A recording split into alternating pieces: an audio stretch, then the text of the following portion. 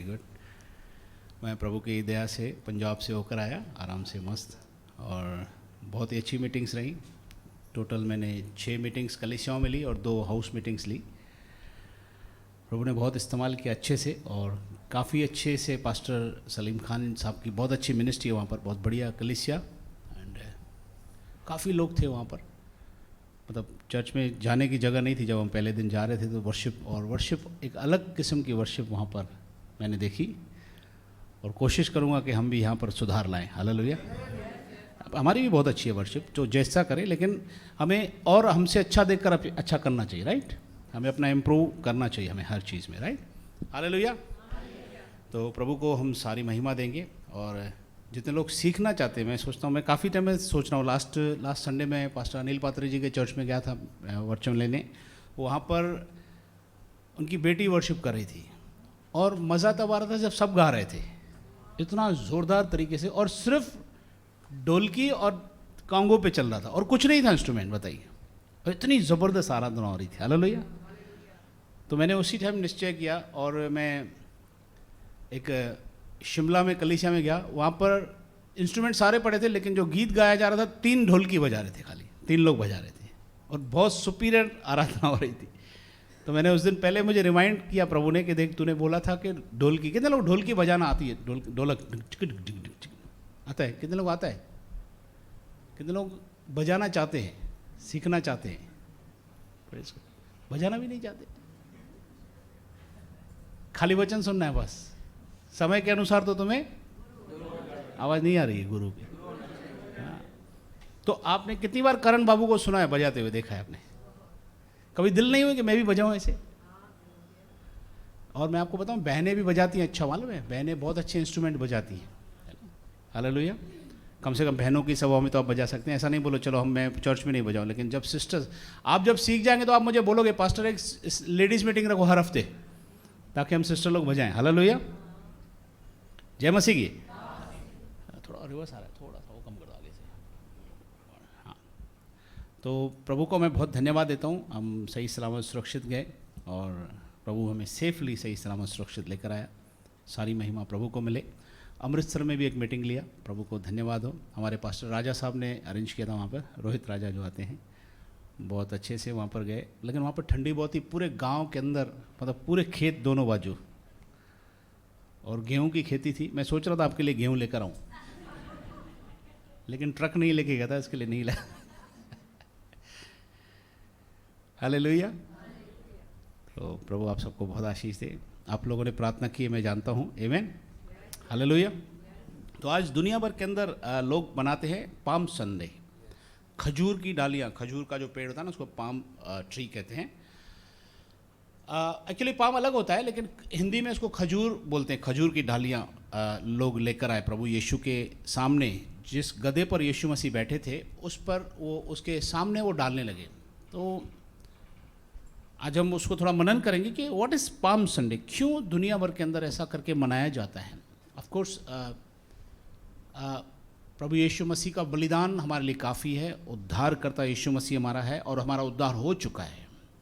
But हमारा खुदा ही है, हमारा परमेश्वर है, जिसने पर्व मनाने के लिए कहा था इजरायलियों को, वरना इस पूरी दुनिया को सिस्टम सिखाया कि तुम लोग सेलिब्रेट करना त्योहारों का, फेस्टिवल।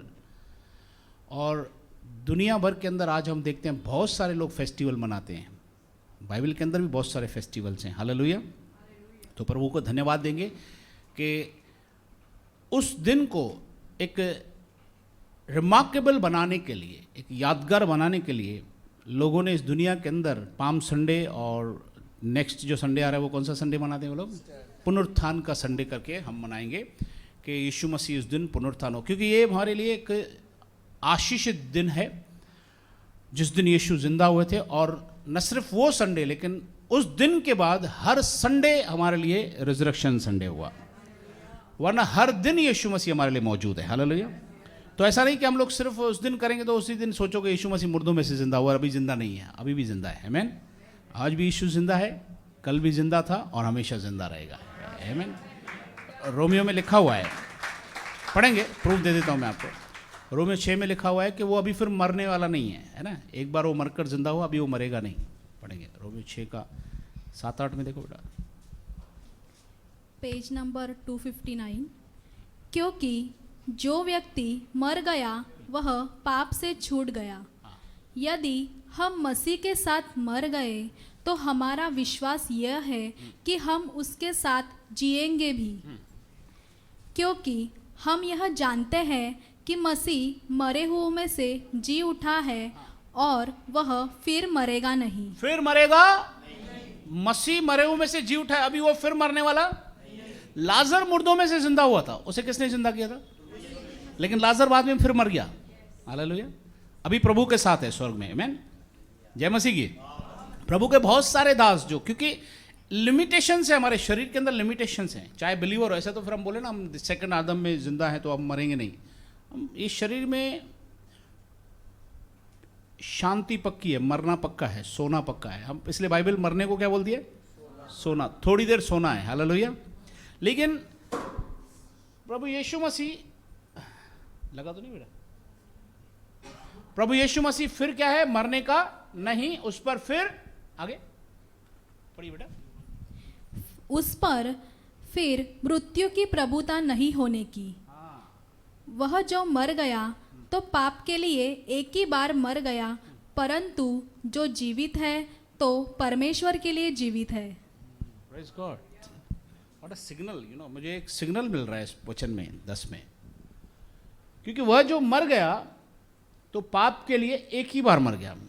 अच्छा, ये जो पैसेज चल रहा है ये किसके कनेक्शन में है? मैं आता हूँ पाम संडे पे, मैसेज पे आता हूँ मैं, लेकिन एक पॉइंट मिल रहा है हमें बहुत अच्छी विक्ट्री के लिए, क्योंकि इसी पैसेज में आगे 2-3 वचन आगे इतनी सॉलिड बात लिखी है कि हमने अपने अंगों को पाप के लिए दिया था, अभी हम परमेश्वर के लिए समर्पित करें, फिर पाप की प्रभुता हम पर नहीं होगी। दैट मीन्स अगर हमने अपने अंगों से, मतलब अपने हाथों से, जो भी व्हाटएवर हमने बॉडी से फिजिकल जो पाप किए, अब उसको रिवर्स करने के लिए, हमारे जो अंग हैं उसको बचाने के लिए एक तरीका बाइबल में लिखा है, वो है अगर हम अपने अंगों को परमेश्वर के हाथों में समर्पित कर दें। लेकिन यहां पर एक सिग्नल है, हम आगे पढ़ेंगे, इसको कंटिन्यू करेंगे, क्योंकि वह जो मर गया वो तो पाप के लिए एक ही बार मर गया। ये किसके कनेक्शन में चला है? अगर 6 से आप सुनोगे ना तो आपको पता चला है। सिस्टर 6 से पढ़ो बेटा फिर से, इसी का 6:6। हम जानते हैं कि हमारा पुराना मनुष्यत्व यीशु के साथ क्रूस पर चढ़ाया गया, ताकि पाप का शरीर निर्बल हो जाए और हम आगे को पाप के दासत्व में न रहे। यही एक्चुअली बपतिस्मा का मतलब है। बपतिस्मा का मतलब रिचुअल नहीं है, एक विधि खाली पूरी नहीं करनी है, एक फॉर्मेलिटी नहीं है कि बपतिस्मा ले लिया मैं मसीह हो गया, नहीं, मैं मसीह के पीछे चलूंगा, नहीं। 3 से पढ़ो बेटा फिर से। देखो, मैंने हमेशा कहा उल्टा उल्टा जाओगे तो और ज्यादा गहरा होता जाएगा। 3 पढ़ो बेटा अभी इसका। क्या तुम नहीं जानते? देखो, कहता है क्या तुम नहीं जानते, इतना कॉन्फिडेंस से बोलता है, मतलब यू शुड नो, तुमको जानना जरूरी है। क्या तुम नहीं जानते कि हम जितनों ने मसीह यीशु का बपतिस्मा लिया है तो हमने उसकी मृत्यु का बपतिस्मा लिया है। हाँ, अब हमने जितनों ने बपतिस्मा लिया, हमने किसकी मृत्यु का बपतिस्मा लिया? किसी पास्टर की मृत्यु का नहीं लिया। हालेलुया। और कोई पास्टर आपके लिए मरेगा भी नहीं। हम सबके लिए, इवन हर पास्टर के लिए यीशु मसीह मरा है। आमीन, हालेलुया। बोलो तो सही भाई। अरे पास्टर क्या, आपके घर वाला कोई आपके लिए नहीं मरेगा, गारंटी देता हूं मैं। कोई बोल दे, कोई एकदम मरने पे, और कोई बोले हाँ मैं, बोलते हैं कुछ लोगों को मैंने सुना है कि उसकी जीवन बच जाए, मैं मर जाऊं, लेकिन जान हर एक को प्यारी होती है।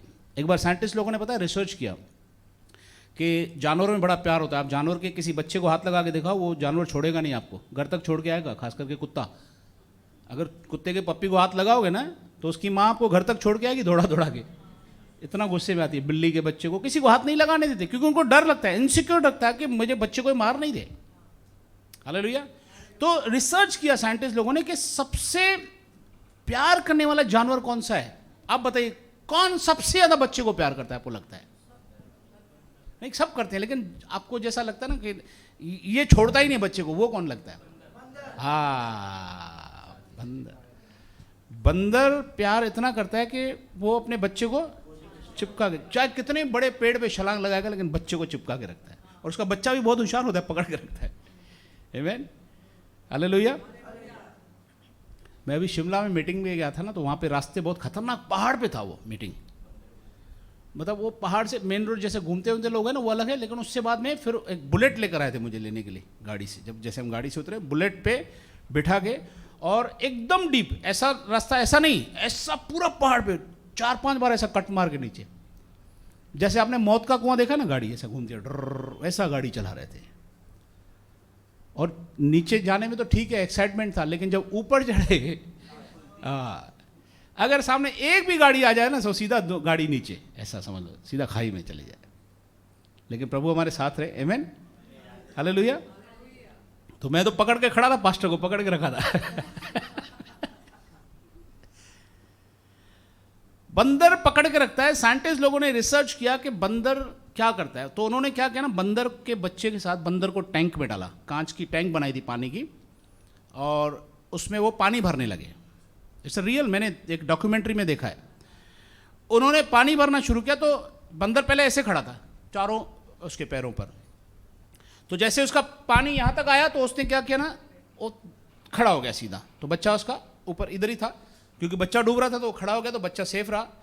उन्होंने पानी भरना चालू रखा, दे कंटिन्यूड फिलिंग वाटर, वो भरते गए, पानी जैसे आया तो बच्चा ऊपर आ गया, और बच्चा ऊपर आके इसके सर पे बैठ गया, पहले कंधे पे आया फिर सर पे बैठ गया। बंदर के इधर पानी आया तो बंदर धीरे धीरे ऊपर खड़ने लगा पानी, ताकि वो डूबे नहीं, कोशिश कर रहा था तैरने की, तो ऐसे ऐसे करने लगा पर कर नहीं पा रहा था आखिर, तो उसने फिर जंप करना शुरू किया आस्ते आस्ते, बच्चे को ऊपर ले लिया हाथ में, और जैसे यहां तक भी पानी था, उसने बहुत कोशिश की कि बच ले। बट एक पॉइंट आया, पता है, उसने एक शॉकिंग काम करके दिखाया। जब वो ऊपर नहीं जा रहा, उन्होंने पानी एक लेवल तक बंद कर दिया उन्होंने पानी, तो बंदर कुड अंडरस्टैंड, वो मंकी को पता चल रहा था कि पानी अब एक लेवल तक बंद हो गया है, अभी मैं एक ही तरीके से सिर्फ बच सकता हूं कि मुझे कोई नीचे सपोर्ट मिल जाए, मैं नीचे कुछ रख के खड़ा हो जाऊं। पता है, उसने अपने बच्चे को नीचे खड़ा कर दिया और वो खुद खड़ा हो गया ऊपर। Praise the Lord. It was shocking for scientist. एक पॉइंट पे आने के बाद में हर एक इंसान को अपनी, हर एक व्यक्ति को, हर एक जानवर को अपनी जान सबसे ज्यादा प्यारी होती है। घर में अगर आग लग जाए तो सब बचाने की पूरी कोशिश करेंगे, लेकिन एक स्तर पर आकर हर एक अपनी अपनी जान बचाने की बड़ी कोशिश करते हैं। हालेलुया। ऑफ कोर्स प्यार होता है, मैं ऐसा नहीं बोलता प्यार नहीं होता, घर वालों से, परिवार से हर एक जन प्यार करता है, अजीज होते हैं। कई लोग हैं ऐसे सुने कि दूसरे की जान बचाते हुए मर जाते हैं, that's wonderful, praise the Lord. और बाइबल भी कहती है कि यीशु ने हमारे लिए जान दी है।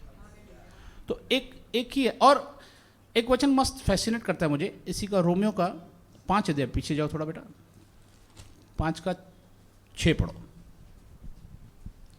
Page number 257। जब हम निर्बल ही थे तब मसीह ठीक समय पर भक्ति होने के लिए मरे। हाँ, जब हम भक्तिहीन थे, मतलब एक ट्रांसलेशन में लिखा है जब हम पापी थे तब मसीह यीशु ठीक समय पर हमारे लिए मरे। ओके, आगे।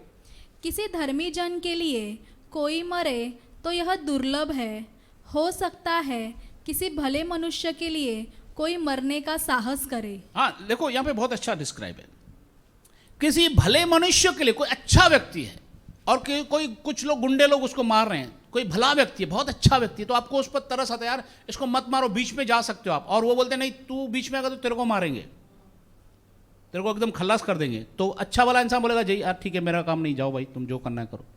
वो चाकू निकाल के आपको बोलते तू बीच में आएगा तेरे को मारने वाले, जा इधर से, तो 99% लोग चले जाएंगे, छोड़ो भाई अपना क्या करने का है। लेकिन लिखा है यह तो दुर्लभ है कि कोई धर्मी जन के लिए कोई मरे, यह तो दुर्लभ है, हो सकता है बट रेयर।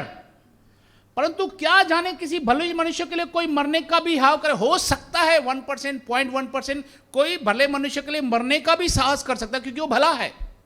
लेकिन आगे देखिए क्या लिखा है, परंतु परमेश्वर हम पर अपना प्रेम इस प्रकार प्रकट करता है कि जब हम पापी ही थे तभी मसीह हमारे लिए मरे। हाँ, जब हम पापी थे तभी मसीह हमारे लिए मरे। देखिए, एक धर्मी जन का कंपेयर किया गया, हाउ गॉड इज वाइज, कितना बुद्धिमान हमारा परमेश्वर है, पवित्र आत्मा, हालेलुया। कहता है धर्मी जन के लिए कोई मरे दुर्लभ है, लेकिन एक पापी, अभी यहां पर आपने देखा धर्मी है, कोई बीच में आता है भाई छोड़ दो यार, क्यों गरीब को मारा। लेकिन आप देख रहे हैं कि कोई बदमाश को, कोई गुंडे को, कोई खतरनाक व्यक्ति जो हमेशा आपको परेशान करता है, पूरे मोहल्ले को परेशान करता है, उसको 4 लोग पीट रहे हैं तो कोई बीच में जाएगा? उल्टा बोलेगा अच्छा वो मार खा रहा है, सुधरने दे आज इसको, है ना, बहुत उसकी मस्ती बढ़ गई। ऐसा कुछ लोग बात करेंगे आपस में, हेलो, यस और नो, कोई बीच में जाएगा? लेकिन प्रभु का वचन कहता है, परंतु परमेश्वर हम पर अपने प्रेम की भलाई इस रीति से प्रकट करता है कि जब हम पापी ही थे, धर्मी नहीं थे, जब हम पापी थे तब मसीह यीशु हमारे लिए मरा। दुर्लभ है, धर्मी के लिए कोई मर सकता है, पहले तो नहीं मरेगा, लेकिन दुर्लभ है, मर जाएगा भी। लेकिन हम पापियों के लिए, पूरे पापी के लिए, इंसान के लिए केवल एक ही मरा है, वो यीशु मसीह है। कोई नहीं मरेगा पापी के लिए, याद रखना। पापी के लिए कोई जान नहीं देगा, याद रख लेना। इवन कोई अपना भी रिलेशन में भी होगा ना, कोई बहुत टेढ़ा होगा तो उसको कोई बचाने नहीं जाएगा, बोलो छोड़ यार, अपने को क्या करना है, आंख बंद कर देंगे। हालेलुया। लेकिन यहाँ पे लिखा हुआ है, और ये मार इंसान की नहीं है, इंसान से फिर भी छुड़ा सकते हो, परमेश्वर से कौन छुड़ा सकता है? लिखा है परमेश्वर के हाथों में पड़ना भयानक बात है। परमेश्वर का पंगा कौन लेगा? जब कोई परमेश्वर के पंगे में, देखो हम इंसान से जीत सकते हैं, इंसान से लड़ाई करके जीत सकते हैं, इंसान का हक मार सकते हैं, इंसान को हक दिला सकते हैं, दोनों चीज हो सकती है। लेकिन जब परमेश्वर, और परमेश्वर बिना हक के नहीं कर सकता, याद रखना। जब परमेश्वर के हाथ में कोई आ जाता है ना, फिर उसको कोई छुड़ा नहीं सकता है, और आप डेयरिंग करना भी नहीं छुड़ाने की, याद रखना। जब परमेश्वर पकड़ता है ना, फिर कोई नहीं छुड़ा सकता है। इसलिए हम ऐसा काम नहीं करें कि हमें परमेश्वर पकड़ ले। प्रेज़ द लॉर्ड, याद रखना। अगर परमेश्वर भी हाथ में आ गए, क्योंकि वो बहुत डेंजर हो जाएगा। अगर परमेश्वर ने पकड़ना शुरू किया तो फिर वो रिस्की है। जय मसीह की। शैतान से परमेश्वर छुड़ा सकता है, परमेश्वर से कौन छुड़ाएगा? कौन छुड़ाएगा? Praise God. परमेश्वर से एक ही चीज छुड़ा सकती है, वो इसकी दया, हमारा पश्चाताप, हमारी आंसू, हमारा घुटने पर आकर रोना प्रभु से, प्रभु मुझ पर दया कर, मुझ पर दया कर प्रभु, मुझ पर। उसकी दया हो जाएगी, हम बच जाएंगे। आमीन। ओके, आगे आएंगे, हम अपने सब्जेक्ट में आते हैं बाद में। 6 पढ़ो बेटा, रोमियो 6 में आ जाओ फिर। अच्छा, इसको पूरा कर लो ना, बहुत अच्छा है। वो 5 का 8 पढ़ा ना बेटा, अभी 9 पढ़ो, 9 10 भी देखो क्या क्या लिखा है आगे। हम बचेंगे कैसे, बचा भी, सोल्यूशन भी बता दूं ना कैसे बचते हैं। जबकि हम अब मसीह के लहू के कारण धर्मी ठहरे हैं, तो उसके द्वारा परमेश्वर के क्रोध से क्यों न बचेंगे? हाँ, जब हम यीशु के लहू, अब हम धर्मी कैसे ठहरे? हम अपने राइचियसनेस से नहीं, अपने भले कामों के द्वारा नहीं ठहरे धर्मी। हम धर्मी ठहरे हैं यीशु के, बोलो मैं यीशु के लहू के द्वारा धर्मी ठहरा हूं। मेरी कोई खासियत नहीं, मेरे कोई धर्म के काम नहीं, मेरे कोई पुण्य के काम नहीं जिसके कारण मैं बचा, परंतु मैं केवल और केवल प्रभु यीशु मसीह नासरी के पवित्र लहू के द्वारा बचा हूं। तो उसके द्वारा क्रोध से, परमेश्वर के क्रोध से क्यों ना बचेंगे?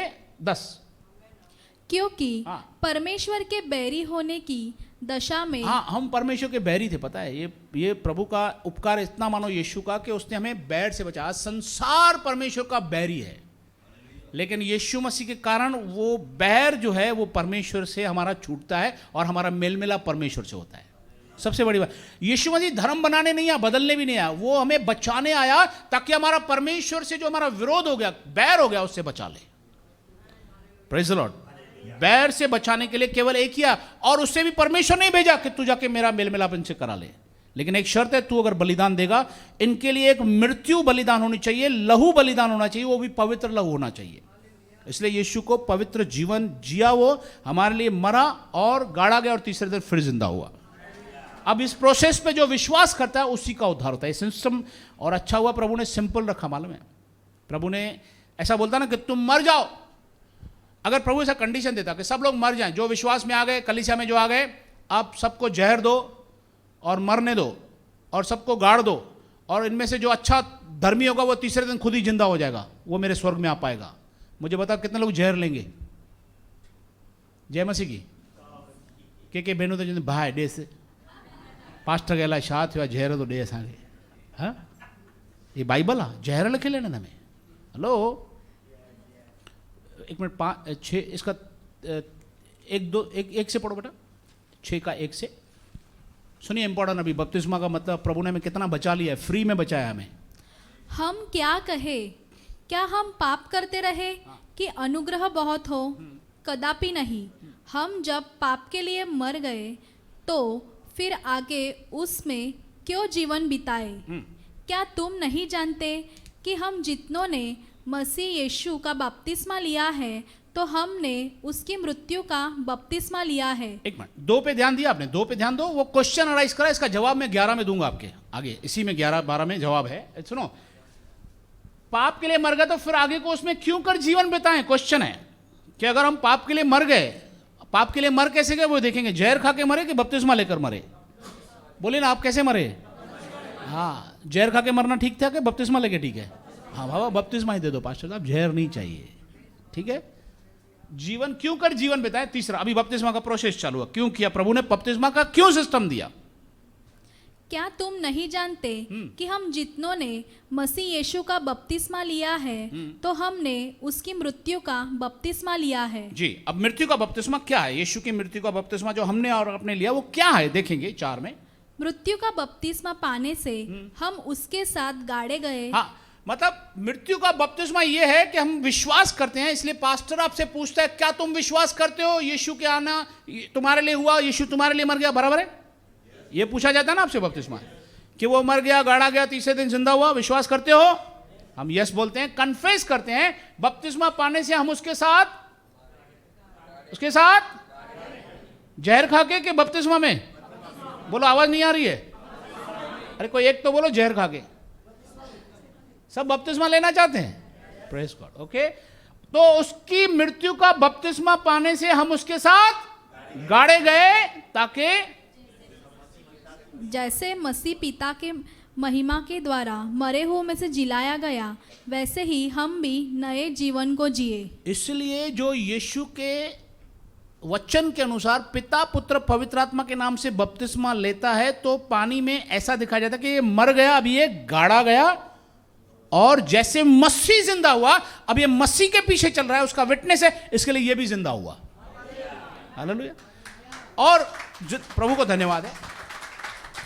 वैसे ही हम भी नए जीवन की सी चाल चलें। देखो पॉइंट समझिए। सो हम उस मृत्यु का बपतिस्मा पाने से हम उसके साथ गाड़े गए। गाड़ा किसको जाता है, जिंदा को कि मुर्दा को? किसी जिंदे को गाड़ोगे पुलिस पकड़ के जाएगी, पकड़े। मुर्दे को गाड़ोगे तो पुलिस बोलेगा अच्छा किया तुमने गाड़ दिया, इसको बाहर मत रखो, ज्यादा जल्दी अंदर भेजो। ठीक है, हम उसकी मृत्यु का बपतिस्मा पाने से हम कौन? बोलो, मैं उसके साथ गाड़े गए।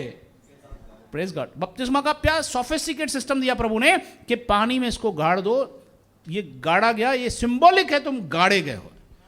नहीं तो जहर वाला सिस्टम होता कि जहर खा के सब मर जाओ, गाड़ दो इनको, जो धर्मी होगा वो जिंदा होगा, वो स्वर्ग में आएगा। कौन रिस्क उठाता? कोई बिलीवर ही नहीं होता, कोई बपतिस्मा ही नहीं लेता। हालेलुया। हम उसके साथ जिलाए गए, वैसे ही हम भी नए जीवन की सी चाल चले। 5, यदि हम यीशु की मृत्यु की समानता में उनके साथ जुट गए हैं। सुनो, हम उसकी समानता में क्या कर गए हैं? उनके साथ जुट गए। हम जुट गए ना, बपतिस्मा में जुट गए हैं। तो निश्चय ही उनके जी उठने की समानता में भी जुट जाएंगे। जैसे यीशु मसीह जी उठा, वैसे ही हम भी क्या करेंगे? पढ़िए, जी उठने का मैं प्रूफ दे देता हूं, बिब्लिकल प्रूफ। इस टाइम पे पढ़िए, स्वर्गीय डॉक्यूमेंट है, उसमें लिखा हुआ है। पहला थिस्सलुनीकियों 4:16 पढ़ो।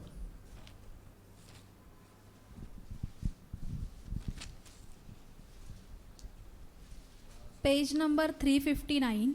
ये क्या होगा जब प्रभु यीशु आएंगे, तब क्या होगा? प्रभु स्वर्ग से उतरेगा, उस समय ऊंची आवाज में दिया गया आदेश और प्रधान की दूत की आवाज सुनाई देगी। परमेश्वर की तुरही फूंकी जाएगी, और जो मसीह में मरे हैं। एक मिनट, जो मसीह में, उस वक्त तक अगर प्रभु यीशु मसीह आएंगे, जब हो सकता है अभी आ जाएं, हो सकता है आज रात को आएं, हो सकता है कल रात को आए, हो सकता है 2 महीने बाद, 6 महीने बाद, 1 साल बाद, 2 साल बाद, 1000 साल बाद शायद आए, 5000 साल के बाद पॉसिबल है, पॉसिबल है 25 दिन के बाद में आ जाए, कभी भी आ सकते हैं यीशु मसीह। लेकिन जो बाइबल की भविष्यवाणी बतानी है, ही इज वेरी सून, बहुत जल्दी आने वाला है। कोई बता नहीं पाएगा डेट, लेकिन जो सिम्टम्स बता रहे हैं, जो कंडीशन, जो हालात बता रहे हैं, उसके हिसाब से प्रभु यीशु का आना बहुत नजदीक है।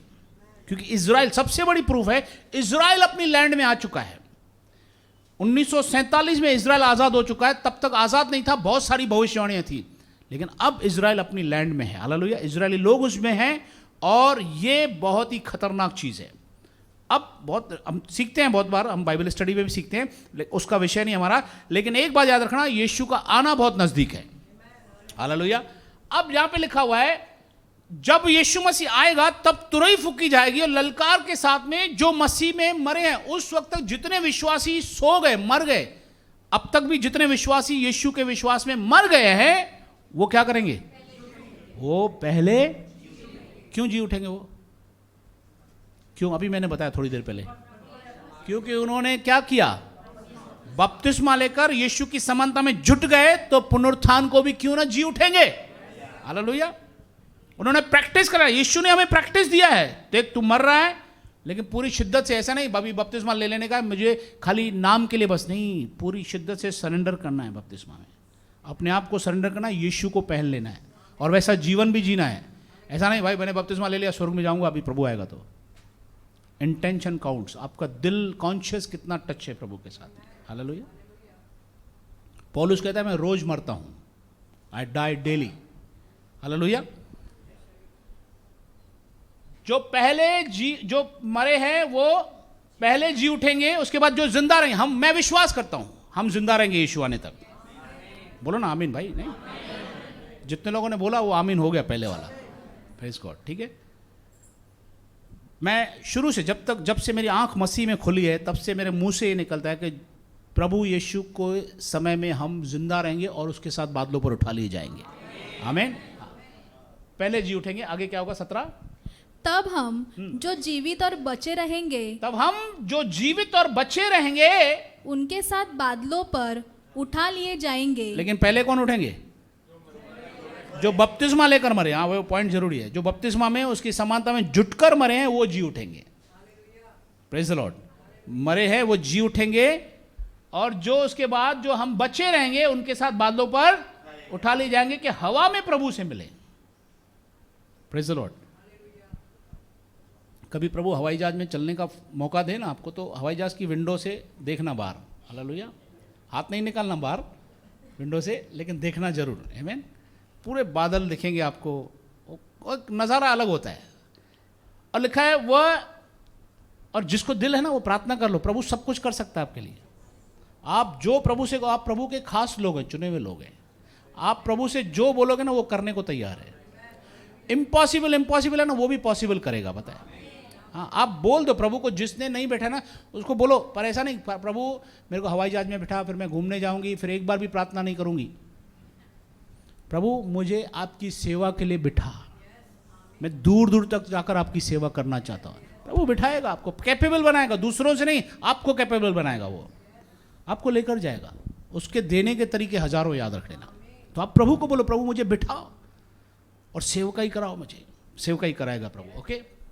हम प्रभु के साथ मिलेंगे। इस रीति से हम सदा प्रभु के असम प्रभु के साथ हम क्या करेंगे? सदा रहेंगे। आमीन। पाम संडे के बारे में बताना है, लेकिन वो अच्छा है, मैं नेक्स्ट टाइम वो वचन ले लूँगा, समझा दूंगा कैसे। एक पढ़ लेंगे वचन जल्दी से। मैं एक्सप्लेन नहीं करता हूँ उसमें। 6 अध्याय में जाओ बेटा, क्योंकि बाइबल इतना कनेक्टेड है ना। एक सब्जेक्ट खोलो तो दूसरे बहुत सारे खुलते जाते हैं, डिकोड होते जाते हैं। रोमन 6:8 पढ़ा बेटा ने, 8 पढ़ा ना बेटा पहले? हाँ। अभी 9 से पढ़ो, 11 तक पढ़ो, फिर बस खत्म हो जाएगा। क्योंकि हम जानते हैं कि मसीह मरे हुओं में से जी उठा है और वह फिर मरेगा नहीं। उस पर फिर मृत्यु की प्रभुता नहीं होने की। जी। वह जो मर गया तो पाप के लिए एक ही बार मर गया। देखो, क्योंकि उस पर क्या मृत्यु की प्रभुता, इसका मतलब मृत्यु को प्रभुता दी गई थी, शैतान को प्रभुता दी गई थी, जिसको काल भी बोलते हैं। इस दुनिया में काल बोलते हैं उसको, काल। बहुत सारे पंथ उसको काल बोलते हैं। डेविल को काल बोलते हैं। उसको दी गई थी, लेकिन अभी उसको दी नहीं गई, उससे ले लिया गया। प्रभु ने कहा मैंने उससे अधिकार ले लिया है। ठीक है। ओके। परंतु जो जीवित है तो परमेश्वर के लिए जीवित है। अभी अगर आपको जीवित रहना है ना अच्छे से, तो ऐसा प्रण कर लो कि मैं जीऊंगा तो प्रभु के लिए जीऊंगा, फिर प्रभु संभालेगा आपको। लेकिन कई बार क्या होता है ना, कई बार प्रभु बहुत से लोगों को बुलाता है, डिजाइन करता है, बदलता है, लेकिन उनमें से कुछ लोग या बहुत लोग जो है ना, पता नहीं कितने लोग, लेकिन प्रभु को छोड़ देते हैं। अपने अपने कामों में व्यस्त हो जाते हैं, बिजी हो जाते हैं, ये उसमें अटकते जाते हैं, सिस्टम में पड़ते जाते हैं। हालेलुया। फिर उनसे वो जो कॉलिंग है वो छूट जाती है। प्रभु बहुत दुखी होता है कि मैंने इसको बुलाया, इसको डिजाइन किया, इसको सब सोचा, मैं इसके लिए बहुत बड़ा प्लान बनाऊंगा, लेकिन वो धरा का धरा रह जाता है हमारी गलती की वजह, क्योंकि प्रभु ने कहा तू मुझे छोड़ सकता है लेकिन मैं तुझे कभी नहीं छोड़ूंगा। ओके, ऐसे ही तुम भी अपने आप को पाप के लिए मरा हुआ परंतु परमेश्वर के लिए मसीह यीशु में जीवित समझो। हाँ, पहले तो समझो कि मैं जीवित हूं तो मसीह, पहले ये बोलो कि मेरी लाइफ बोनस है, अब मुझे यीशु ने जिंदा किया है, अब मैं यीशु के लिए जीऊंगा। ठीक है, ओके, आगे। इसीलिए पाप तुम्हारे नाशवान शरीर में राज्य न करे और तुम उसकी बुरी इच्छाओं के अधीन न रहो। न तुम अपने अंगों के अधर्म के हथियार होने के लिए पाप को सौंपो, पर स्वयं को मरे हुए में से जी उठा जानकर अपना शरीर परमेश्वर को सौंप दो। हाँ, अपना शरीर किसको सौंप दो? तो शरीर प्रभु को सौंप दो मतलब क्या है? प्रभु ये शरीर से जो आप काम करते हो, जो भी मेहनत करते हो, वो प्रभु अब जो भी करूंगा आपके लिए करूंगा। Praise God. ऑफ कोर्स आप अपनी जो जिम्मेदारी वो पूरी करो, ऐसा नहीं कि प्रभु आपको बोलता है संन्यास ले लो आज ही, आपको जहाँ रखा है वो प्रभु संभालेगा अच्छे से, घर परिवार जो आपकी जिम्मेदारी वो भी करो, लेकिन उसके बाद भी आपके पास बहुत सा टाइम है जो आप प्रभु को दे सकते हो। हालेलुया। ऐसा कोई भी बिजी नहीं है। हमारे प्रधानमंत्री साहब 18 घंटे काम करते हैं, आप में से कोई करता है 18 घंटा काम? हाँ, हम लोग 18 घंटा फ्री रह सकते हैं, ठीक है। तो यहां पे लिखा है कि हमें क्या करना चाहिए? अपने शरीर को क्या करें? पहले इंपॉर्टेंट चीज लिखा है, अपने अंगों को, 12 में लिखा हुआ है, अपने अंगों को, अपने शरीर को क्या करो? प्रभु के लिए सौंप दो, समर्पित करो। मतलब उसमें आप सेवा, और सबसे उसमें से सबसे ज्यादा पहला टाइम होगा प्रभु को दो, प्रभु के साथ समय बिताओ। क्योंकि प्रभु, मैं एक मैसेज लूंगा अभी, शायद फ्राइडे भी पॉइंट आ जाए, मार्था की सेवा से ज्यादा प्रभु मरियम से ज्यादा खुश है। मार्था भी अच्छी है सेवा करना, लेकिन सेवा से भी ज्यादा वचन, और वचन जब सुनोगे ना ध्यान से, प्रभु की उपस्थिति में बैठोगे ना, तो ऑटोमेटिक सेवा होगी वचन की, आपसे रहा नहीं जाएगा, आप वचन बताना शुरू करोगे। और जरूरी नहीं कि आपको प्रभु का बहुत धन्यवाद करता हूं, इस कलीसिया में तो प्लेटफॉर्म इजीली मिलता है। आपके अंदर प्रभु ने अगर वचन दिया ना, तो आप अपने आप खुद ही ऊपर आ जाओगे। जस्ट अ कॉल, एक बात मुझे बताओगे, पास्टर मैं बोलना चाहता हूं, बोलना चाहती हूँ वचन, तो आपके लिए रेडी है प्लेटफॉर्म। हमारे में कितने बहन भाई वचन बताते हैं, हालेलुया। ये भी बच्चे थे जब नए नए आए थे, यहीं पे सीखे हैं वचन, हालेलुया। और यहाँ पे क्या, यहाँ से सीखकर बहुत से लोग बाहर भी गए जो वचन अच्छा प्रचार करते हैं, प्रभु उनको आशीष दे, हालेलुया। तो ये कलीसिया का दर्शन ही है कि यहाँ से चेले निकलकर और सेवा करेंगे। प्रभु को बहुत धन्यवाद हो, प्रभु की महिमा हो, आमीन। अब पास्टर एसके साहब मेरे लिए ऐसे ही बोले थे कि ये कलीसिया में भीड़ तो है, लेकिन भीड़ से भी ज़्यादा इंपॉर्टेंट चीज़ ये है कि लोग फल निकलने चाहिए। खुद ही पता नहीं कैसे उनको आत्मा ने, मैंने कुछ नहीं बोला उनको, एक शब्द नहीं बोला कि हमारी कलीसिया में से ये निकलते हैं, ये कुछ नहीं बोला, नॉट अ सिंगल वर्ड, प्रभु गवाह है। लेकिन उनको प्रभु के आत्मा ने प्रकट किया और उन्होंने खुद कहा कि इनकी कलीसिया, क्योंकि दूसरे शायद पास्टर्स बताते होंगे, दूसरे लोग बताते होंगे, या उन्हें पता चला होगा, आई डोंट नो हाउ, पर उन्होंने मेरा इंट्रोडक्शन ऐसा दिया वहाँ पे लुधियाना के अंदर, चर्च के अंदर, कि इनकी कलीसिया से बहुत सारे फल निकलते हैं, बहुत सारे लोग तैयार होकर निकलते हैं, आमीन, हालेलुया। प्रभु को धन्यवाद हो, सारी महिमा प्रभु को है, by the grace of God. एक ग्रेस है प्रभु का, हमारी कोई इसमें खासियत नहीं है। जो दर्शन है वो, क्योंकि लिखा है जब चेले निकले तो प्रभु उनके साथ काम करता रहा। तो हमारी चर्च का जो दर्शन है कि 28 का 19 और 20 के तुम जाओ और उन्हें चेले बनाओ और उन्हें सुसमाचार सुनाओ और उन्हें मेरी आज्ञाएं मानना सिखाओ, देखो जगत के अंत तक सदा में। तो प्रभु हमारे साथ है, जो विजन देता है ना वो पूरा भी करता है। चेले बनाने का विजन दिया है तो चेले बनेंगे ही बनेंगे, कोई रोक नहीं सकता उसको। तो अगर आपको लगता है कि मुझे वचन बताओ, वचन की सेवा के लिए पास्टर दिनेश हमेशा रेडी है आपके लिए। आपको खाली बोलना है, पास्टर में 5 मिनट से लेकर, मैं तो यकीन मानिए मैंने कई भाई बहनों को ऐसा इंकरेज किया है नए में, बदर आप शुरू कीजिए, क्योंकि मुझे मालूम है नया नया माइक पे आके ना थोड़ा डर लगता है। क्योंकि मैं 5वीं क्लास में लेसन में महात्मा गांधी जी पर मैंने वो दिया था लेक्चर, पता है आपको? कितने लोग मालूम है? मैंने बताया, सबको मालूम ही। तो मैं बोल नहीं पा रहा था, हिल रहा था। मैंने बोला था गुल्लगणा गुलजार में पर गुलाब जड़ो गुल के थे, नेता गणा संसार में पर गांधी जड़ो नेता के थे। ये डायलॉग बहुत अच्छा डिलीवरी किया डायलॉग, लेकिन बाद में भूल गया उनका जन्म कैसे हुआ, उनके पिता, हिस्ट्री है ना बहुत। और 400-500 लोग बैठे थे, नांगे हिल रही थी, मैं निक्कर पहनता था तभी, खाकी निक्कर और वो शर्ट थी वाइट, न्यू स्कूल की ड्रेस थी। लेने लगा, एक मिनट के अंदर वो प्रिंसिपल साहब बैठे, हल मनाल वेली सो एम्बेरेसिंग, इतना अजीब लग रहा था मुझे यार, इतनी पब्लिक के सामने बेइज्जती हो गया ना। अब देखो कई बच्चे आते हैं इधर बोलते हैं मैं मम्मी को जाके रो रहा है, उनको डर लगता है, बोल नहीं पाते हैं ना, याद सब होता है लेकिन घबराहट होती है। तो ये घबराहट होती है, तो मैं उनको फ्रीडम देता हूँ बिकॉज आई नो दैट। मैं उनको बोलता है काम करो, यू आर फ्री, आप जाके खड़े हो जाओ, जितना बोल सकते हो 2 मिनट 5 मिनट 15, ऐसा नहीं मैं उनको बोलूँ नहीं आधा घंटा बोलना है तो डर जाएंगे, आधा घंटा क्या बोलूँ यार, मजाक नहीं है, आधा घंटा बोलना है यहाँ पे खड़े होकर।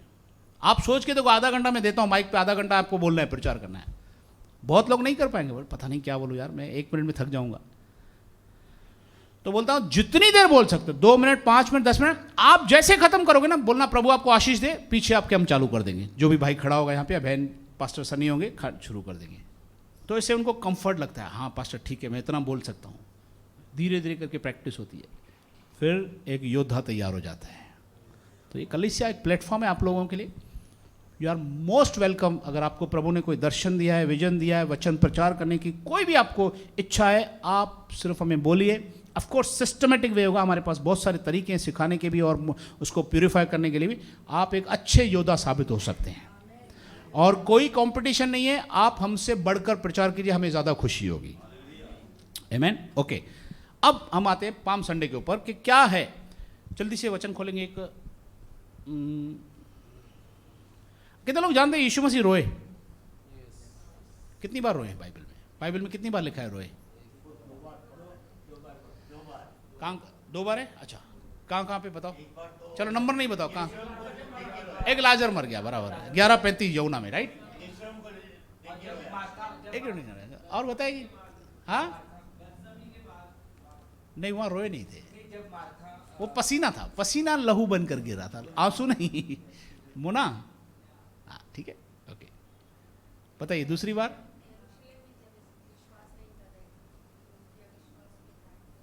नहीं वो तब डांटा था, हाँ अविश्वास पे डांटा हुआ, एग्जैक्टली यरूशलेम में, लेकिन एक और पॉइंट पे इसी दिन पाम संडे के दिन रोए थे यीशु मसीह, जब यरूशलेम जा रहे थे। राइट, जब यरूशलेम में आए तब रोए थे। पढ़ेंगे 19 का 41 40 41 देखो लूका।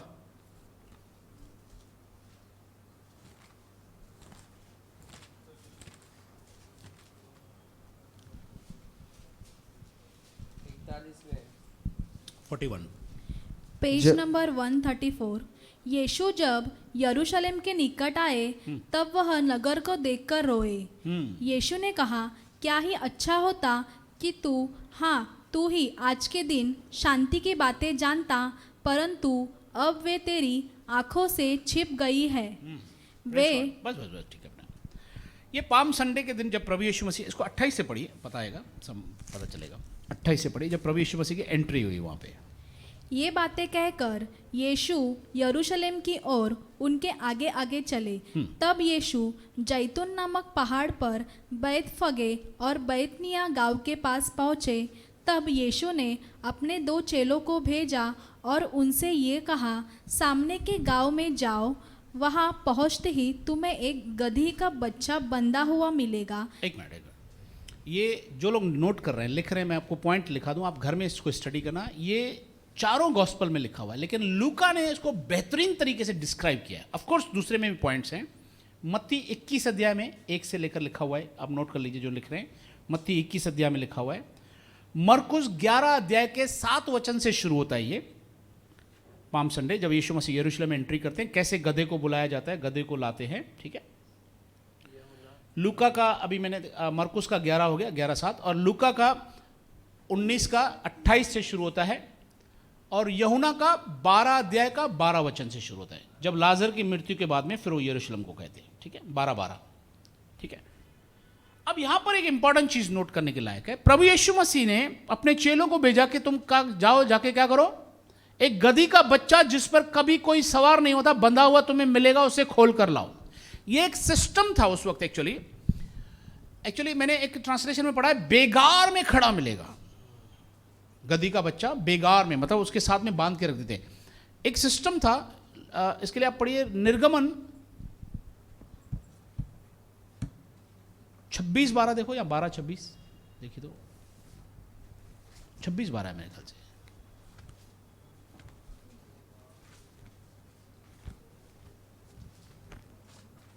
नहीं 12-26 sorry।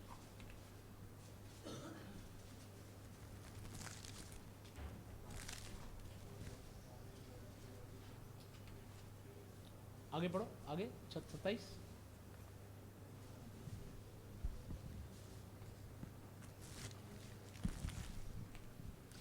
तब तुम उनको यह उत्तर देना कि नहीं गधे का, ठीक है मैं आपको वचन देता हूं नंबर, लेकिन एक चीज इंपॉर्टेंट है, मैंने पढ़ा हुआ है, एक सिस्टम था उस वक्त में निर्गमन के अंदर, प्रभु ने जब व्यवस्था दी थी तब प्रभु ने एक चीज कहा था कि जब भी तुम मेमना, आपको पता है मेमना चढ़ाते थे, मैं देता हूं रेफरेंस, 2 मिनट में खोलाते हैं, मेमना चढ़ाते थे, लेकिन उस वक्त में अगर किसी के पास मेमना नहीं है या गधा हुआ है या गधे का बच्चा है तो उसको छुड़ा नहीं सकते, उसको छुड़ाने के लिए एक मेमना देना पड़ेगा, ऐसा सिस्टम बना हुआ था। और अगर मेमना नहीं है उनके पास में तो फिर गधे को लेकर जाकर उसको क्या करो, उसका मुंडी तोड़ देना, उसको मार देना गधे को, ऐसा सिस्टम था। तो मोस्टली इजराइल में क्या करते थे ना, जिसकी भी गधी को बच्चा होता था, ये बहुत इतिहास है इंपॉर्टेंट, जिसके भी गधी को बच्चा होता था अगर उसके पास में मेमना नहीं है तो वो उसको बाहर बांध देते थे ऐसे ही गधी के साथ में। तो बहुत सारे लोग जिनको गधा, क्योंकि गधा ज्यादा इंपॉर्टेंट महंगा है कि मेमना महंगा है, बताओ? गधा महंगा है क्योंकि गधा काम में आता है ना, गधा बहुत सारा काम करता है। गधा ऐसा नहीं बोलते यार एक गधा मजूरी है, क्यों बोलते हैं गधा मजूरी है?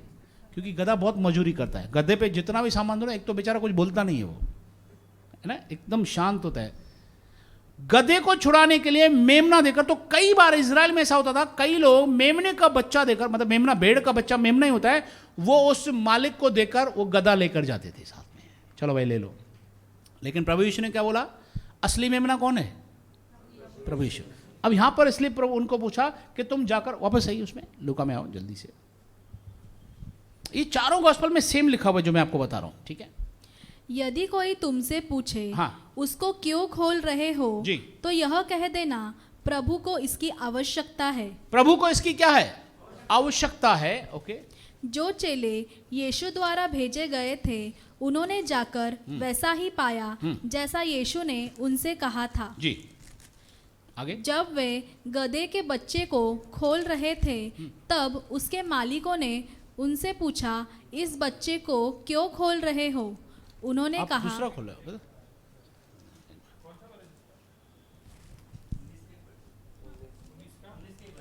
19 का 30-32 चल रहा है, 33 चल रहा है। जब वे गधे के बच्चे को खोल रहे थे तब उसके मालिकों ने उनसे पूछा, इस बच्चे को क्यों खोल रहे हो? हाँ, क्योंकि मेमना देखा नहीं साथ में, बोला क्यों खोल रहा है उसको? ओके। उन्होंने कहा, प्रभु को इसकी आवश्यकता है। वे उसको यीशु के पास ले आए, उन्होंने अपने कपड़े उस गधे के बच्चे पर डाले और यीशु को उस पर सवार कराया। हाँ, ये सिस्टम था उस वक्त, प्रथा थी पुराने समय में, ये प्रथा होती थी कि राजा, जो यरूशलेम का राजा, नया राजा होता था, उसको गधे पे या घोड़े पे, मोस्टली घोड़े पे होते थे, लेकिन स्पेशल केसेस में गधे पर भी राजा बैठता था और वो यरूशलेम के मंदिर तक जाता था गधे पर। और उस वक्त उस गधे के पैर नीचे जमीन पर नहीं पड़ने चाहिए। अभी भी देखो, आज भी इसको इतना प्रथा वाया ये कि बहुत सारे अलग अलग पंथों में भी इसको मानते हैं कि कोई अच्छा गुरु होगा तो उसके पैर जमीन पर नहीं पड़ने चाहिए, कारपेट डाल देंगे या फूल डाल देते हैं। प्रथा ये बहुत सारी प्रथा, पुरानी प्रथा है, सबसे पुरानी, कि राजा के पैर जो जिस गधे पे वो भी नीचे। अब उस दिन गधा तो खुश हो गया, बोले यार पहले कल तो मार रहा था, आज मेरे ये क्या कर रहे हैं, कपड़े डाल रहे थे और क्या कर रहे थे, और क्या डाले थे भैया उस पर, और खजूर की डालियां, ये भी लिखा, दूसरे गॉस्पेल में लिखा है खजूर की डालियां भी डालकर नीचे कर रहे थे, वो उसमें यूहन्ना में भी लिखा हुआ है। आगे पढ़ो बेटा। जब यीशु जा रहे थे तब वे अपने कपड़े मार्ग में बिछाते जाते थे। हाँ। जब यीशु उस स्थान के निकट आए जहाँ मार्ग जैतून की पहाड़ पर ढलान पर जाता है, तब चेलों की सारी मंडली उन सब सामर्थ्य के कामों के कारण जो उन्होंने देखे थे आनंदित होकर ऊंचे स्वर से परमेश्वर की स्तुति करने लगी। हाँ, अब यहाँ पर मंडली प्रभु, ये बहुत इंपॉर्टेंट सीख लीजिए। और उसमें आपको जवाब भी मिलेगा। आप प्रभु को पता है, अपने प्रभु ने कहा था कि अगर तुम चुप बैठोगे तो क्या होगा। ये वचन का जवाब है। यहां पे प्रभु ने कहा आगे कि तुम मेरे अगर चेले चुप बैठे तो पत्थर बोल उठेंगे। तो यहां पे लोगों ने क्यों कहा, सवाल उठता है कि क्यों प्रभु को कहा कि वापस जाओ एक मिनट 36। जब यीशु जा रहे थे तब वे अपने कपड़े मार्ग में बिछाते जाते थे। ठीक है, ओके आगे। जब यीशु उस स्थान के निकट आए जहां मार्ग जैतून की पहाड़ की ओके, आनंदित होकर बड़े शब्द से परमेश्वर की स्तुति करने लगे। 38। धन्य है वह राजा जो प्रभु के नाम से आ रहा है, स्वर्ग में शांति और आकाश मंडल में महिमा हो। धन्य है, क्या बोल रहे हैं इनके चेले प्रभु के, धन्य है वो राजा जो प्रभु के नाम से आता है, स्वर्ग में शांति और आकाश मंडल में महिमा हो। तब भीड़ में से अनेक फरीसी यीशु से कहने लगे, हे गुरु, अपने चेलों को डांटिए। क्यों बोल रहे फरीसी? पता है, पहले तो फरीसियों को जलन थी और फरीसी कुड अंडरस्टैंड, उनको पता चल रहा था कि ये राजा है, लेकिन डर रहे थे कि क्योंकि जो यरूशलेम या इजराइल के अंदर जो यहूदी लोग थे, राज्य उनका नहीं था। राज्य किसका था? रोमन सरकार थी। और रोमी सरकार, आपको पता है, पिलातुस को भी उन्होंने कहा कि हमारी व्यवस्था ये कहती है कि इसको मार डाला जाए। हमारी व्यवस्था मतलब उनकी खुद की व्यवस्था थी, नॉट द कानून। कानून नहीं था रोमन का। और मजबूरी में रोमन पिलातुस ने बहुत बार कहा कि इसको मारने की आज्ञा नहीं देता कानून, लेकिन उन्होंने कहा हमारी व्यवस्था के अनुसार इसको मार डाला जाए। हालेलुया।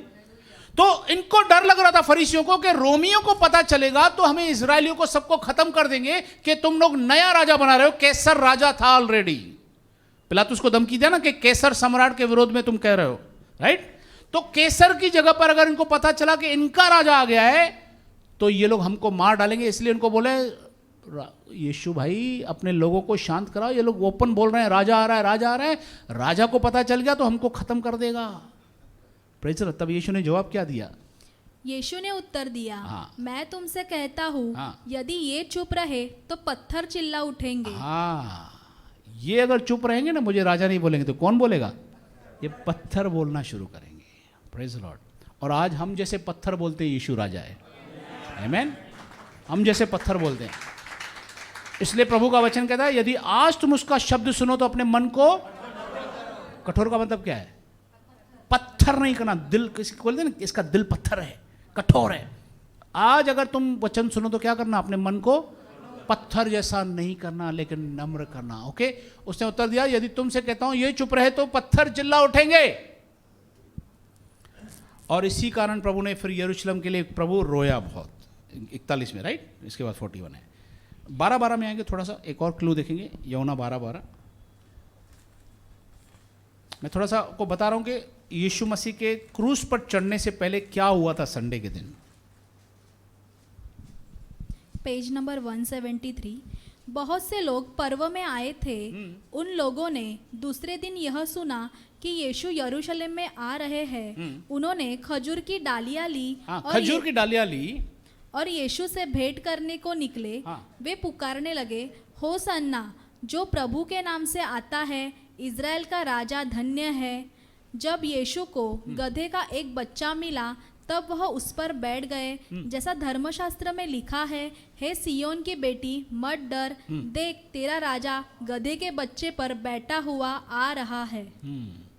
ओके, आगे। यीशु के चेले ये बातें पहले न समझे थे, परंतु जब यीशु की महिमा प्रकट हुई तब उनको स्मरण आया प्रेज़ द लॉर्ड कि ये बातें यीशु के विषय में लिखी हुई थी और लोगों ने यीशु से इस प्रकार व्यवहार किया था। बस देखिए, मैं इस सारी चीज़ों से अब हम स्पिरिचुअल बात पे आते हैं कि क्या मतलब क्या है इस सब का। क्यों इस दुनिया में आज पाम संडे पवित्र आत्मा ने क्यों लोगों को दिया है?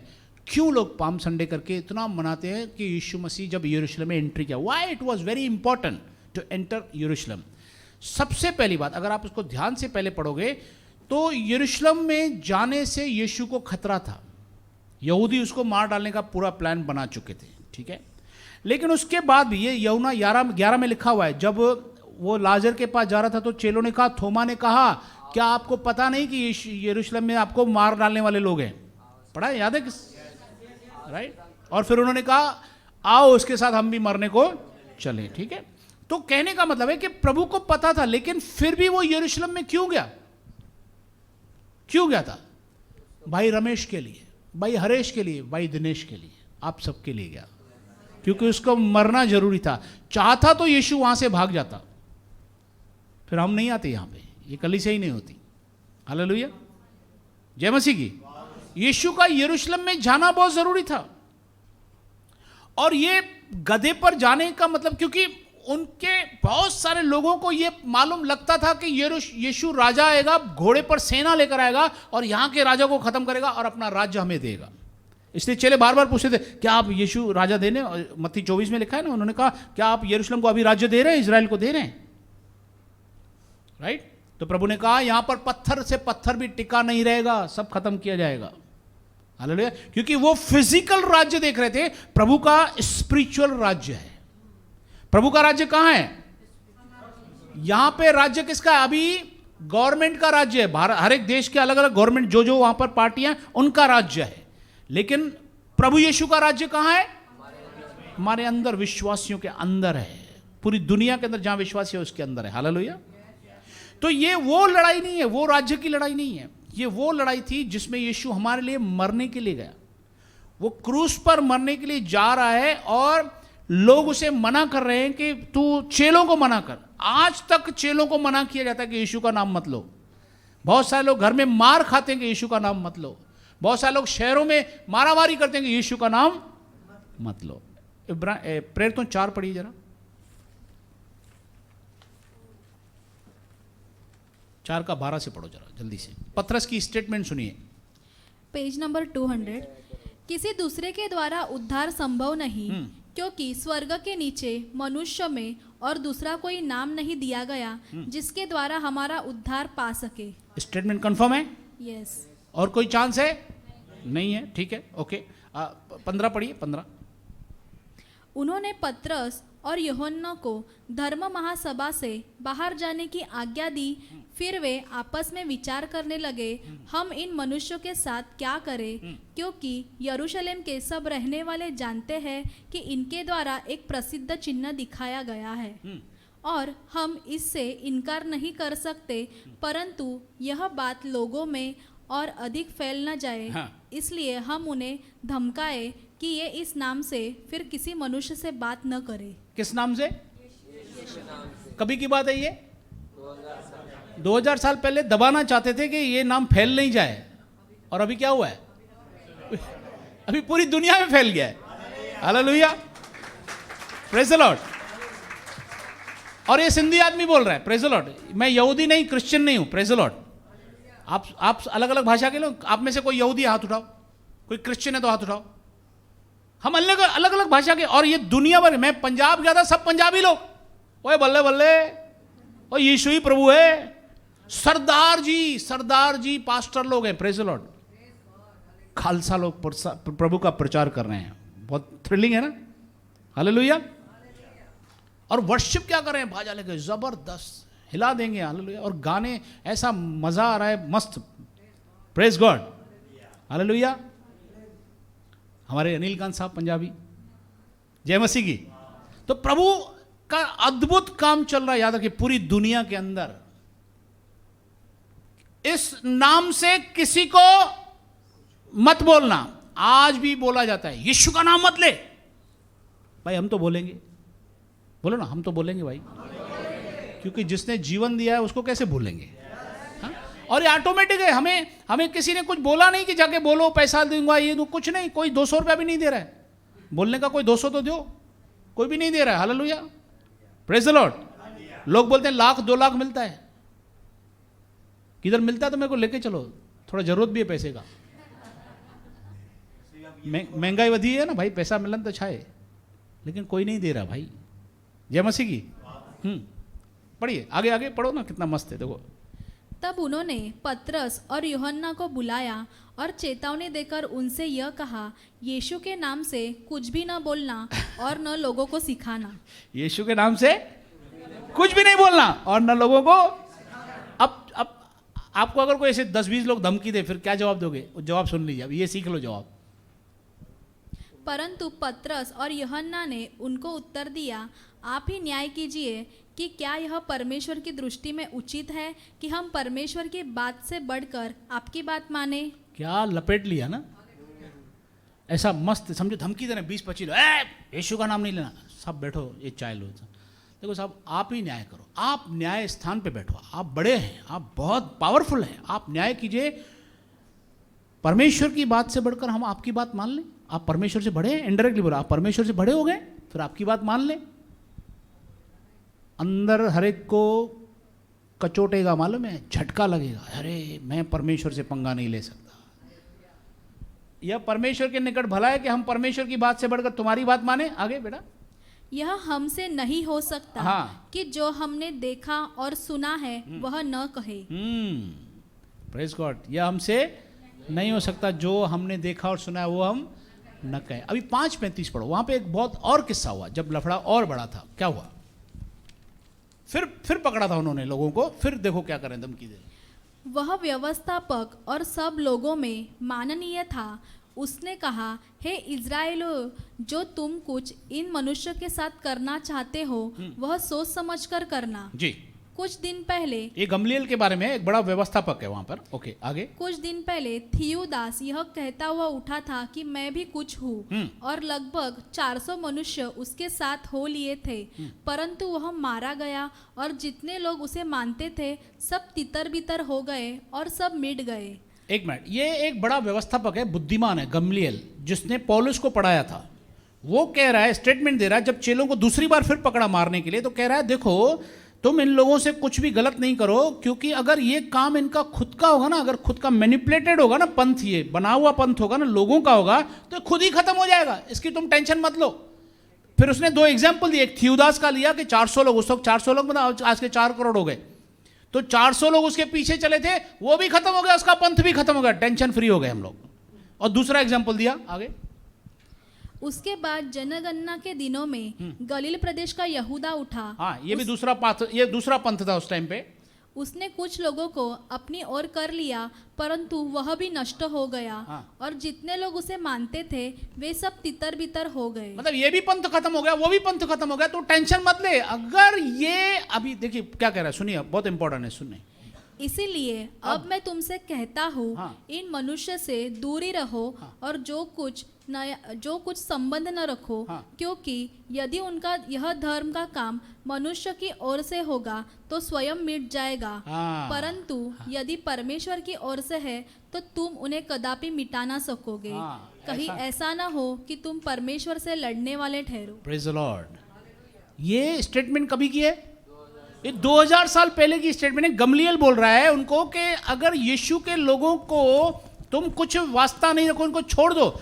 अगर इनका ये काम मनुष्यों का होगा, मैनिपुलेटेड होगा, कि इंसानों की मन घड़त होगी बातें, कहानियां, तो ये खुद ही खत्म हो जाएंगे और 2021 तक तो पहुंचेंगे ही नहीं। Praise the Lord. लेकिन अगर ये काम परमेश्वर की ओर से है तो तुम उन्हें कदापि नहीं मिटा सकोगे। हालेलुया। और आज तक कोई मिटा नहीं सका यीशु के लोगों को। Praise the Lord. Hallelujah. Bible को सबसे ज्यादा जलाया गया, पता है, सबसे ज्यादा कॉपियां डिस्ट्रॉय की गई, जलाया गया, खत्म किया गया, लेकिन आज भी सबसे ज्यादा सेल बाइबल की है। सबसे ज्यादा इस धरती पर अगर कोई ग्रंथ है तो बाइबल की सबसे ज्यादा बिक्री है, सबसे ज्यादा अवेलेबल है। Praise the Lord. हर जगह फ्री में भी बाइबल मिलती है और सबसे महंगी बाइबल भी। ऐसा नहीं कि फ्री में मिलती है तभी बिकती है, सबसे महंगी बाइबल भी लोग खरीदते हैं। 1-1 लाख रुपए की भी बाइबल है, इतना सोफिस्टिकेट पेपर है। Praise the Lord. 4-5 हज़ार की तो कॉमन है, नॉर्मल। उल्लासनगर में कई पास्टरों के पास डेक बाइबल है, ओपन बाइबल है, क्रॉस रेफरेंस, मतलब रेफरेंस मेहनत की हुई मिले हुए। मेरे पास एक बुक है जिसमें 5 लाख क्रॉस रेफरेंसेस हैं। मतलब अगर आपने एक रेफरेंस निकाला तो उसके कम से कम 50 रेफरेंस दूसरी जगह पर कहाँ मिलेंगे आपको। आपकी इस बाइबल में रेफरेंस है बेटा? एक मिनट, नहीं ये बाइबल दो बेटा, आपका बाइबल दो। नहीं ये नहीं, ये स्टडी पढ़ा है आप, नहीं वो देते हैं। ये बाइबल के अंदर आपके क्रॉस रेफरेंसेस हैं। अगर आप पढ़ते हो ना, नीचे रेफरेंस लिखा रहता है कि नहीं रेफरेंस? ये 10-20 2 रेफरेंसेस हैं। ऐसे डेक बाइबल है, ओपन बाइबल है, जिसमें 50 रेफरेंसेस हैं। हमारे पाल्मोनी सर ने एक बाइबल लिखा है, वही सेम बाइबल है लेकिन इब्रू ग्रीक में बाइबल में लिखा है। 5000 की बाइबल। कितने की सनी वो बाइबल?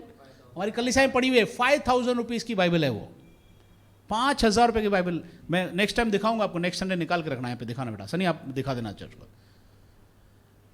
बाइबल इतनी, बीच में वचन लिखा हुआ है, दोनों बाजू समझाने लिखी हुई है, एक एक वचन लिखा हुआ है ऐसी, क्योंकि लोगों को जरूरत है। अगर आप आगे बढ़ोगे ना तो आपको ये जरूरत पड़ेगी। नॉर्मल में तो यही पढ़ो ठीक है, लेकिन जैसे जैसे आपको आगे बढ़ोगे ऐसी ऐसी बाइबलें जरूरत पड़ेंगी, क्योंकि ऐसे महारथी लोग इस वर्ल्ड में बहुत हैं जिनको ये बाइबल से पेट नहीं भरता है, ये बाइबल से पेट नहीं भरता है, उनको डिफरेंट बाइबल चाहिए अंदर अंदर। हमारी अभी बहनें इब्रानियों पढ़ रही, इब्रू सीख रही हैं सब बहनें, तो आगे चलकर ये लोग बोलेंगी पास्टर साहब अभी इब्रू बाइबल चाहिए हमको।